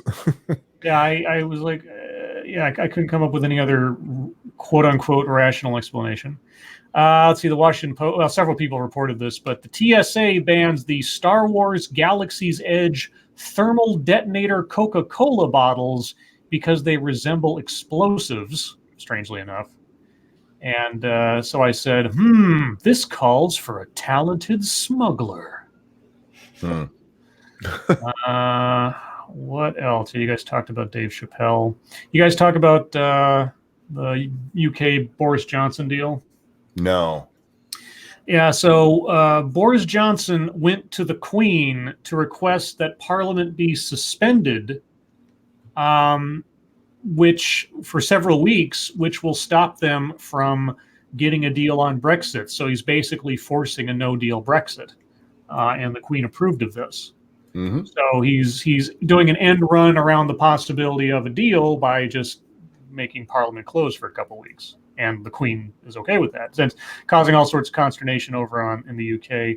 I don't know all the mechanisms because I'm not a UK expert, but it seems I'm not sure if that's not a weaselly move on his part, because I mean, if the people in Parliament can reach some kind of deal, shouldn't they be allowed to try? My favorite part of this is I saw a whole bunch of people upset that this isn't democracy. I'm like, it's a monarchy, you dumb fuck. Yeah, it was that too. And then there was this yesterday. I don't know if you guys mentioned this either, but CNN announces a 7-hour Democratic presidential candidates town hall on climate change. Oh. And I said, that's interesting after all the hubbub of the DNC disallowing candidates to participate in such a thing. Right. Now, they're not supposed to appear on stage together for anything other than a debate. And so instead, 10 candidates to appear consecutively, 40 minutes each. So there'll be one after the other. They won't appear together on stage. They'll just be taking the stage one at a time. That is apparently their solution to the consternation over not being able to have a climate change debate, I guess. The DNC is just a Swiss cheese of nutso. And the last thing is that a new device has premiered in Japan. It is anti-groping stamps. Did you see those? Okay, I'll read the article briefly if I can get it pulled up here in time. Invisible ink stamps to identify gropers on Japanese public transport sell out in minutes. And what this looks like, guys, it looks like about the size of, say, like a lipstick, except it's basically a stamp. And you would put it onto somebody's hand or something and just push it real quick, and it would stamp them with an invisible ink marker that would glow under black light that shows a hand symbol. A new device aimed at tackling sexual harassment on crowded trains and public transport has sold out in just half an hour after it went on sale in Japan. The anti-groping stamps, manufactured by stamp maker Sachihada Incorporated, allow victims of harassment to mark their assailants with invisible ink and also provide a deterrent to would-be attackers. Now, I just want to say, if someone is attacking you, stamping their hand isn't going to stop it. And that aside, stamping someone's hand is not a conviction, but it sure as hell looks like one if people are going to take that as seriously as an allegation without evidence. This is the type of solution that would only work in Japan. Maybe with that culture, but I'm just curious to see how quickly this gets carried over and used into some effect on our side of the aisle. Yeah, it would be abused just to fuck. Yeah, it's and my comment on Twitter was, now accusations can be indelible. And the only other thing I guess I'll mention is they're making a Lifetime TV movie about the Chris Watts murder story, which I was like, I haven't watched Lifetime since I was a kid, and they had they reran episodes of LA Law every day. Those were the days. But given what I know about the case, I am curious to know how they will handle the recreation of the crimes, since it's all still very sketchy, and how they will handle child murder on Lifetime. That's my one sort of morbid curiosity about it, but that's not coming out until next year sometime. So, well, they better not put it on YouTube because they'll get demonetized. Oh no! Oxygen puts their shit on YouTube. You just have to pay for it. That's the monetization they get out of it. Anyway, that's all the fucketry I had, I suppose. I did miss YouTube time. I am about 3/4 of the way through a script on a TEDx talk on immigration, of all things. So, granted, I keep working on that. We'll see. And that's it.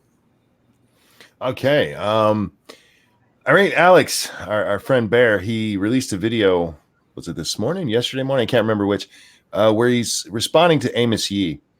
And he even says at the beginning of the video that he's not monetizing it. And it was brought to his attention, dude, this is a monetized video. And not only was it monetized, our very own Becca is the one who pointed this out. It had 10 ads on it. So it seems that if you want to get ads on your videos on YouTube, just don't monetize it. Who's getting that ad revenue then? That's a good question, isn't it? And I had completely forgot that Amos Yee existed. I thought he was in jail or like living in a box somewhere now. Shoe on Head had made a video about him and he responded to it. And this is Bear responding back. And Shoe actually tweeted out Bear's video. It's a good video. You should, I mean, if you're interested and you can put up with the the horror of what we're talking about, it's a very good video. Is it the same video that you responded to? Or is it probably yes. Okay. Because it's not on you. I don't think it's on YouTube. I think it was emailed to people. I have no idea. I just know they responded to that shitbag, and I'm not looking any further into that dickhole than I have to.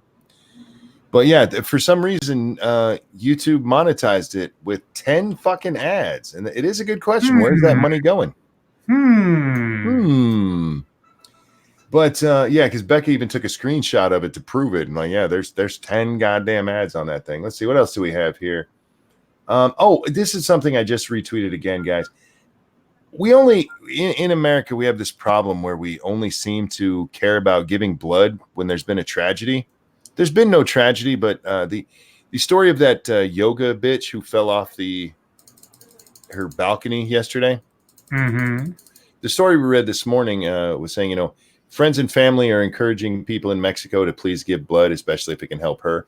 Guys, if you do give blood, please remember to do it as much as you can, as often as you can, because that is something that is constantly needed.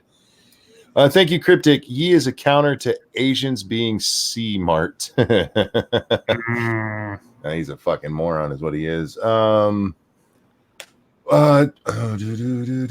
that one? Ilhan Omar tweeted out today this thing from somebody named Christopher Boozy. It says, exclusive, here's video of troll bots attacking AOC and Ilhan Omar in real time. The troll bots in this video are tracked by botsentinel.com, so we can better understand how these accounts influence discussions on Twitter. Excuse me.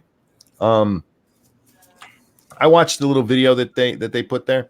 I'll throw her tweet of this, her retweet of it into the chat so you guys can check it out if you want to. But if you go in there and you watch, it lights up red these people who are trolls. They're trolls or they're bots. Most likely bots. It's just people. It's people that this website has decided are not worthy of existing. They're not real people. But some of them, I mean, their accounts go back, 2012. Yeah, I'm sure that person created their account in 2012 so they could fuck with Ilhan Omar. But that's Ilhan or Kirsten dropping out.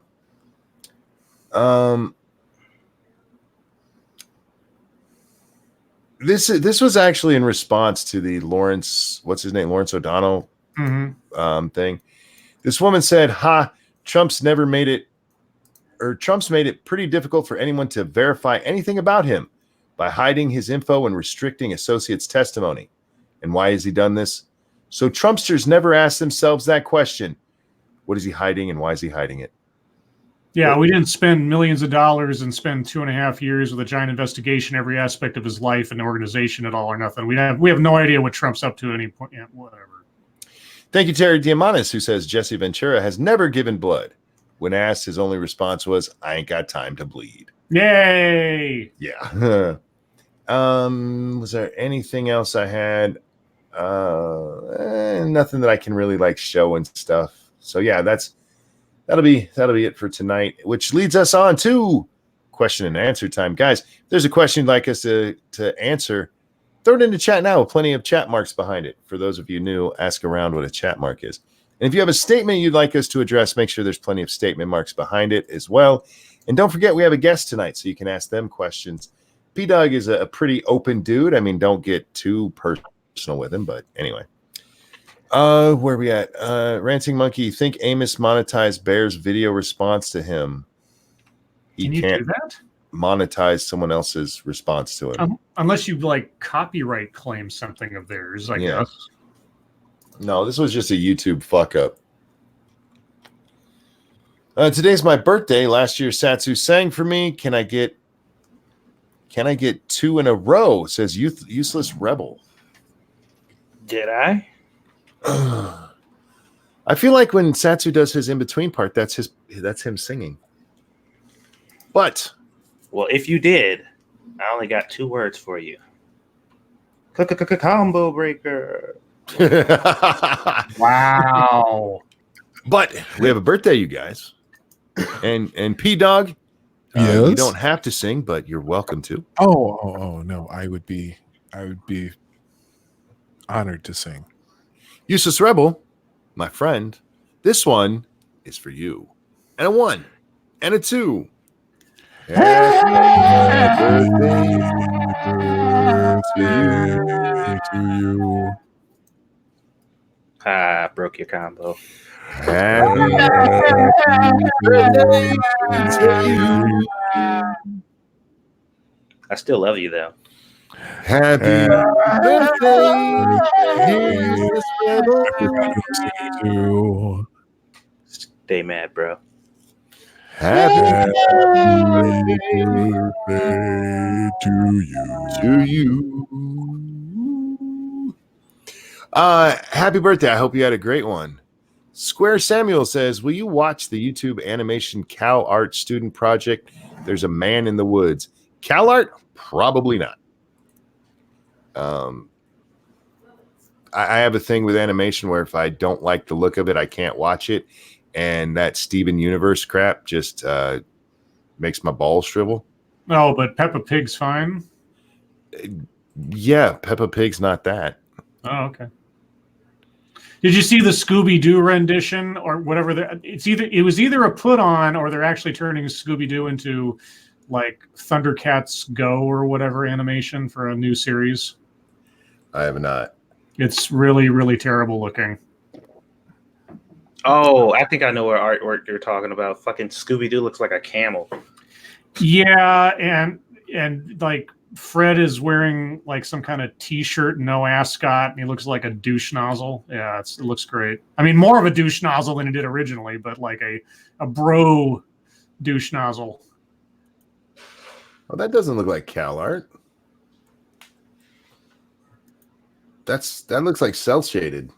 Anyhow, I mean, I might watch it, but yeah, I have trouble. There's a reason I didn't like the original Thundercats. I hated the art style of it, and I know that's blasphemy among my generation. But yeah, I hated the art style.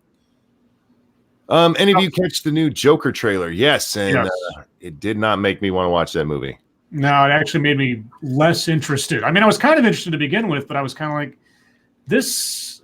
I'm not quite sure what this is supposed to be. So maybe it'll be cleared up, but I don't know. You said it perfectly because after I watched it, I sat there and I'm like, I'm not sure what exactly is being sold to me here. Yeah, like the first sort of teaser trailer was kind of mysterious and very sort of choppy and sort of give this very sort of creepy vibe to it.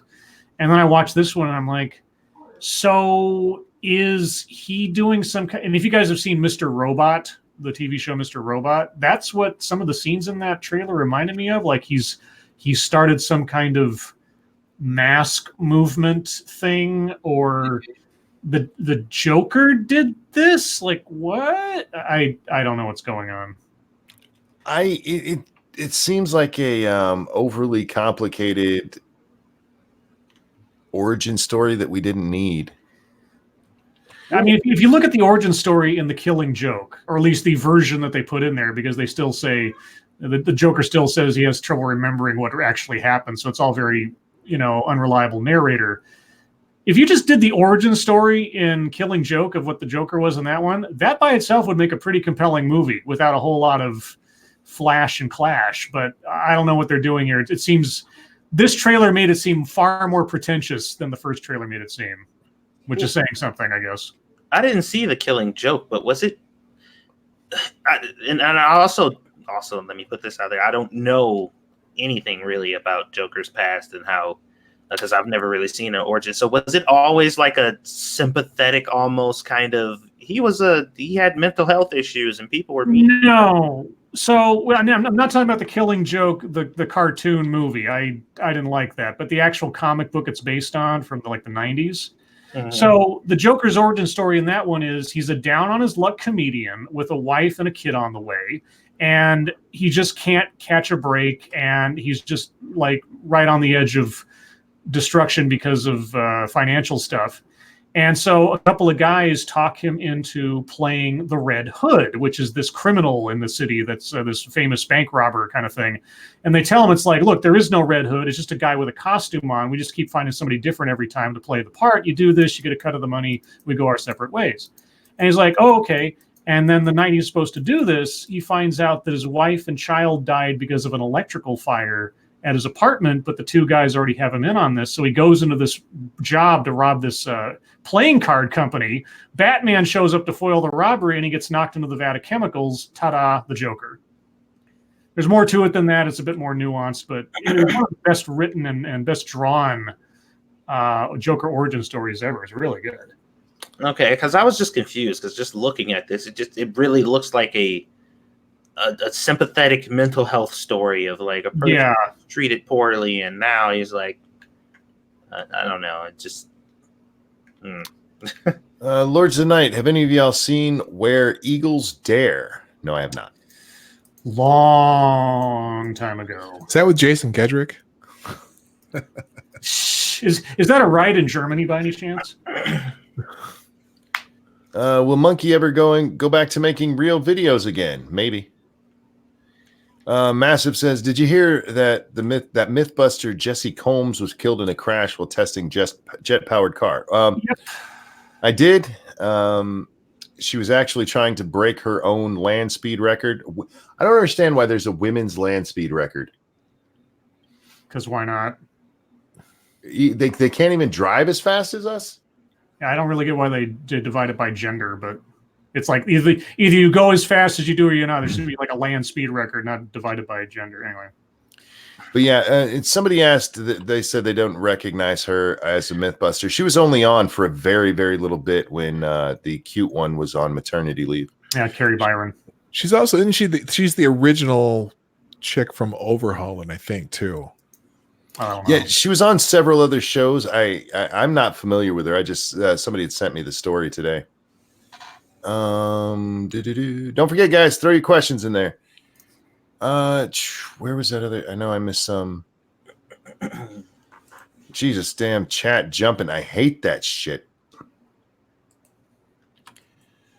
Speaking of, have you guys seen the comic series of Scooby-Doo and the gang being in a zombie apocalypse? No. No. Nope. Am I the only one surprised that they didn't turn Daphne black? Why would they turn her black? They turned Velma black. They turned Velma black. Well, Did Velma's kind of a black name, though. She's black and fat.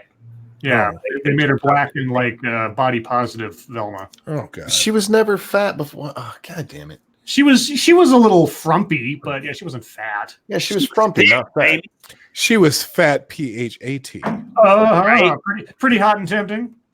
Mm-hmm. I also made my own birthday cake. It's strawberry ice cream cake. Check it out at the Useless Cook. Cool beans. Sorry you had to make your own, but cool. RJ wants to know what your IQ is like, Scribe. After my work night tonight, much lower. Is that like what that mouth do? Is that like that kind of question? I don't know. I had my IQ tested back in high school, junior high or high school or something, and I couldn't tell you what it was. I don't really dwell on trying to remember how quote unquote intelligent I'm supposedly. So my IQ is 4 billion. It was 100 and some 2 digits thereafter higher than 40 something or 30 something. I don't know, something like that. I can't remember. Mr. Moo says, is Peppa Pig really 7 feet tall? The balloon is. I don't know about her on the show. Again, have we seen it? Where Eagles Dare? Why is every new superhero movie a rehashed origin story? Because they think audiences are stupid. Yeah, they think they're not aware of some of these like decades old famous characters, and then we have to. I mean, I'll give them credit for the Incredible Hulk movie. They did the origin story in the course of the opening credits and didn't dwell on it too much. At least in the Spider-Man Homecoming story and everything else, they didn't do much else but sort of passingly mention it. So they're starting to learn kind of. But, some of these characters are completely unknown. Like in the Eternals, they're going to have to do some exposition to tell us who the Eternals are. When Guardians of the Galaxy came out, that whole thing had to be an origin story. So sometimes it makes sense. Other times, not so But much. see, I don't But it feel didn't that even you have to be. I don't feel that you have to. I feel just introduce them and give us a way to know what their powers are. We don't always have to know where they came from. Yeah, but the origin story, especially for people who aren't familiar with comic books, it is the lowest common denominator, easiest hero's journey you can come up with. Someone who was in a situation and they got this incredible circumstances, and they had to overcome something, and there you go. It's very familiar. It gets you involved with the characters' beginnings and their struggles in the beginning, and move on. They don't have to do that with characters as famous as Batman and Spider-Man, but if I had asked you before the Iron Man movie came out what Tony Stark's actual origin story was, would you have been able to tell me the details? Yeah. Okay. Well, maybe I've read Iron Man before. Yeah, most people wouldn't though. So, but see, I don't think his origin story is that important to him. If it was in the movie, you can watch. His own weapons caused him, and he saw like the destruction of his own work and everything, and changed his mind. That was they used his origin story to really set the tone of the character going forward. So I don't have a problem. I think you can watch Iron Man 2 without seeing Iron Man 1 and enjoy it. Have any of the Lords of the Night watched The Boys yet? And is it worth my time? I've not seen it. I've seen enough bits and pieces, and sure, if you've got Amazon already, I don't know that I'd buy Amazon subscription just for it, but yeah. I've been watching it. I enjoy it. It's kind of a weird, dark take on superheroes, and so I like the different. This is one we were just talking about that. You're always talking about the origin stories, and I don't know. I caught it in the middle of the series, and I didn't know the origin of any of these people, but you can watch it without knowing their origin, and you start to see that that's kind of a dark take on superheroes, and how they might really be if they were if they were just humans who became, I don't even know if they were regular humans who became superheroes, but just seeing how they treat it as them being not necessarily nice people there in the world. I actually prefer an origin story coming after. Like Monkey said, like if I was to watch Iron Man 2 and then 1, it would be more effective for me. That like in that order. It depends on how they establish the world. Like in Watchmen or The Boys, you're coming into a situation where these things have already existed for some time, and you're just sort of dropping in on a pre-established world. Whereas with the Marvel universe, there are things that are pre-established, but individual superheroes, you have to sort of bring them into the fold somehow with some kind of origin or starting point. Sometimes you don't need it so much, but other times, especially for major characters, it makes sense. So I don't know. Mr. Nanopoli says, I thought the Joker origin story was from the 1989 Batman movie. That's not a question. Why do you have question marks behind that? That is one version of the Joker's origin story. The Joker's having an origin story doesn't matter, which is why the Heath Ledger version was probably one of the best ones as far as just setting the character. Because in the case of the Joker, he doesn't matter. His role against Batman isn't to have some kind of like complicated backstory. He is meant to be the yin to Batman's yang, chaos versus order, and that's it. That's his only role. And that was perfect for that movie. Kathy says, I have the same question about Killjoys. Have any of you seen it yet? And is it worth my time? I've never even heard of it. Heard of it. Don't know much about it. Take by the silence. Nobody else has either. Who is the most insane comic book character, not counting Joker, if it's him? Madcap from Marvel Comics. I actually, somewhere I've got the first appearance of him, or at least one of the first appearances of him. His backstory is so fucking twisted, and his powers and his motivations are so fucking crazy.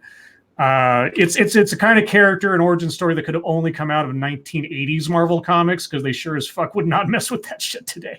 Yeah. I mean, all the Batman villains are crazy, if you think about it. Well, most. I mean, not all of them, but the ones the common ones. Catwoman's kind of crazy. Riddler's kind of crazy. I don't know about Penguin. Penguin's kind of just a more of a genius type. They all end up at Arkham Asylum, but they're not all of them are like mentally ill per se. They just, I mean, I suppose if you have an obsession with penguins, maybe you have some kind of gimmick, but it's mostly just like gimmick stuff. Yeah, that's just freaky. Yeah. I mean, usually, most of the Batman villains were inspired by the Dick Tracy villains, and the Dick Tracy villains were all unique because they had usually some sort of physical deformity or some really signature physical feature that just gave them a nickname, like a mobster name, but it didn't give them special powers per se. Best superhero movie in the past 10 years.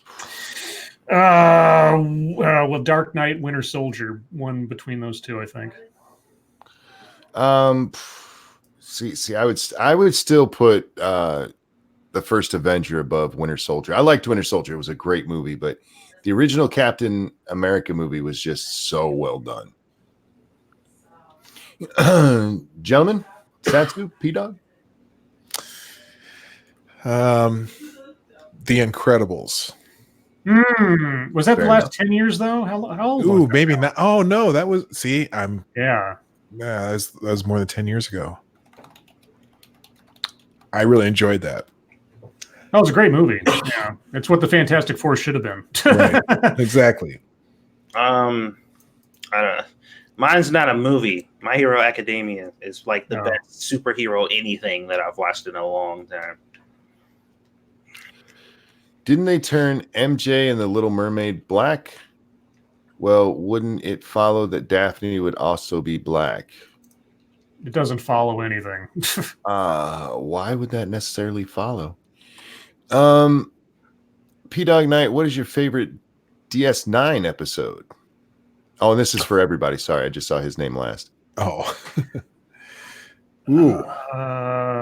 God, Beyond the Stars is really good. The one where Cisco imagines himself as a science fiction writer back in the 50s or 40s or something.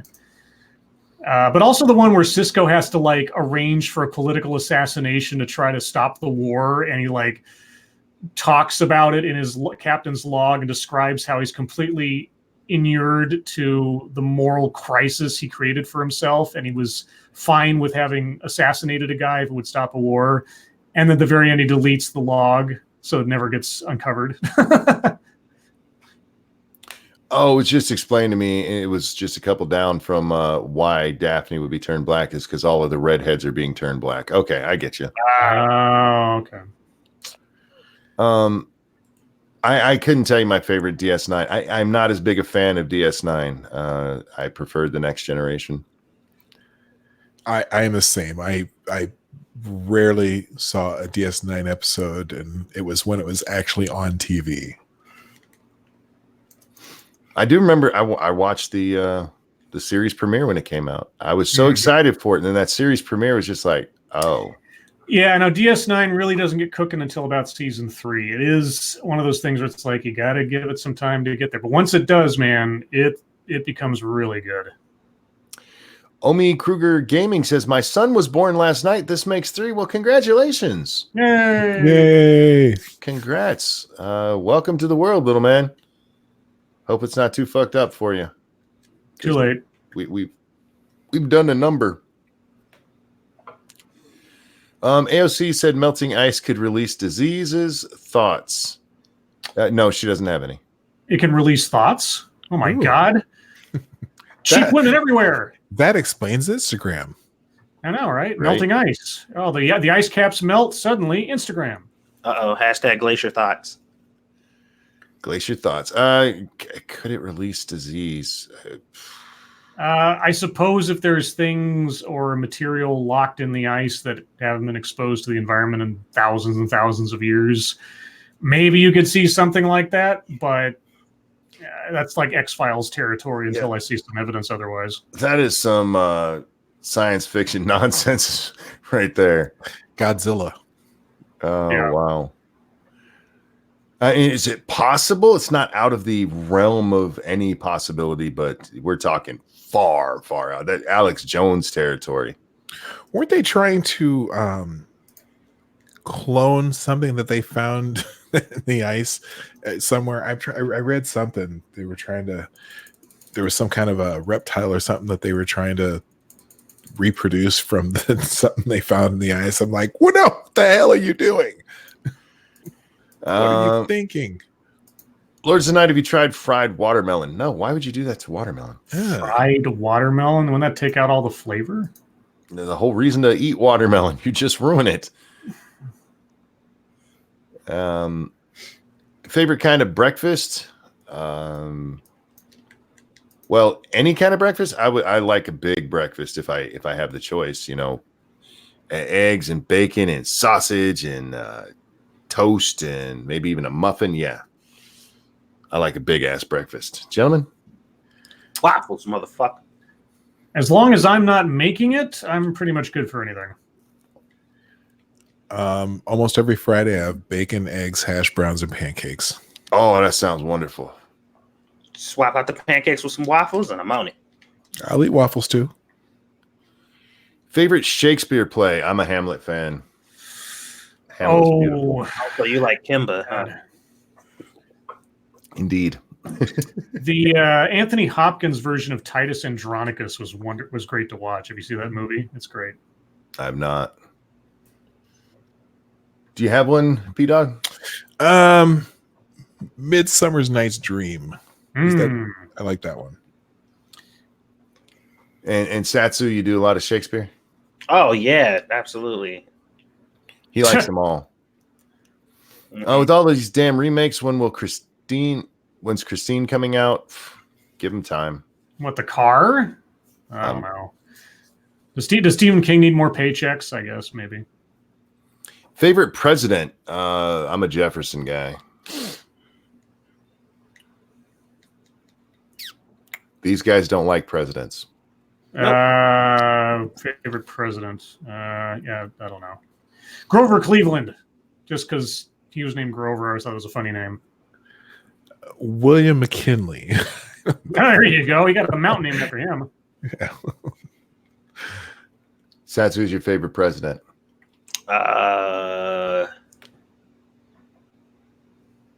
The president of the BDSM club, Scribe. Hey! There you go. Good job. There you go. Good job. Modern actor you'd like to see give the speech from Network. I'm mad as hell and I don't want to take it anymore. Patrick Stewart. He'd do a great job. He could get that emotion going. I don't know. I think you can't recreate that, really. Jussie Smollett. Oh, there you go. And every iota of it would be true. Oh my god. Favorite TNG episode? Oh wow. God. The Four Lights. That's such a great show. Yeah, David Warner and everything. Yeah, that's a good one. Yeah.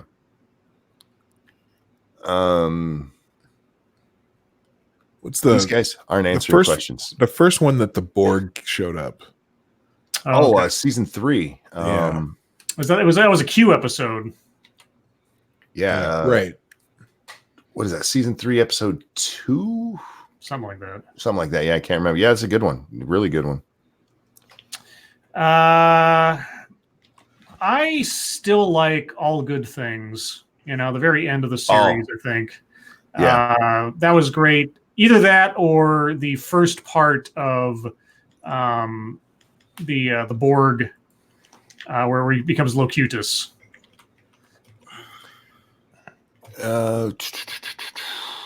Satsu, you watch a lot of Star Trek? No. They need to make a Star Trek anime so Satsu knows what we're talking about. I did. Back in the day. May I suggest Razor Fist video on DS9 and how it's similar to Babylon 5? You can suggest it. I watch a lot of Razor Fist. I don't watch those ones. I was there when that shit was being said live, dude. Yeah, Babylon 5 DS9 comparisons have been around since the beginning, so that's not news to me. No offense to Razor Fist or his analysis, but I've been hearing that since I was a kid, and that was Yeah. And I was well into my adulthood when that happened. Yeah, fuck. Yeah, I remember that because yeah. I believe they even had a TV guide article about that. Yeah. Would you like to have Razor Fist on? Yeah, I love Razor Fist. He's funny as shit. He just started a new YouTube channel called the Shadowcast, all talking about the radio character, the Shadow. Really good. I've always liked the Shadow.